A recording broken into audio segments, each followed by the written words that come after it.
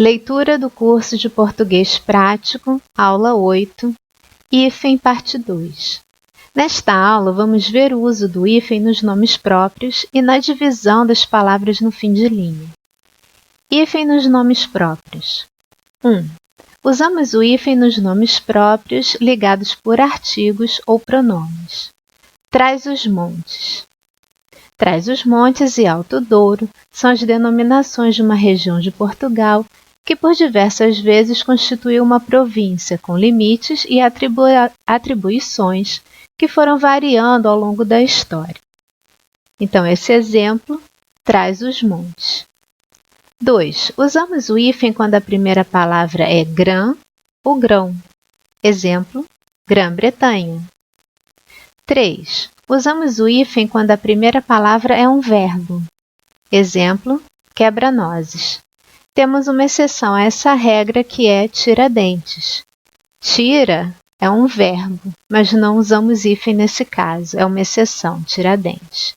Então, o exemplo deste caso é quebra-nozes. 4. Usamos o hífen quando o nome próprio é formado por substantivos comuns. Exemplo, todo-poderoso. 5. Usamos o hífen nas combinações que indicam relação ou acordo. Exemplo, Brasil-Portugal. Hífen na divisão de palavras no fim de linha. Não se separam os ditongos e tritongos. Exemplo, mágoa. Então, não posso separar o go-a, tem que ser junto, mágoa. 2. Os encontros consonantais e os dígrafos, CH, LH e NH. Exemplo, psicólogo e filho. Então, eu não separei o psi, psicólogo, e não separei o LH, de filho. 3. Não podemos deixar uma letra sozinha em uma linha e continuar a palavra na outra linha. Exemplo, abacate. Então, não podemos deixar a letra A sozinha numa linha e passar para a linha de baixo e escrever bacate. Tá? Então, se for separar no fim de linha, tem que ser aba e embaixo cate, tá? Abacate. Separam-se. 1. Os hiatos. Exemplo, cooperar. Então, existe um hiato aí nesses dois Os.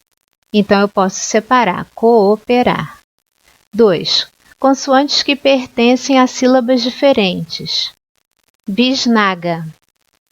Então, o S pertence à sílaba bis, o N na sílaba na. Então, pode separar, Bisnaga. 3. Os dígrafos RR, SS, SC, SC cedilha e XC. Exemplo, carro. Eu separo os dois R's. Carro.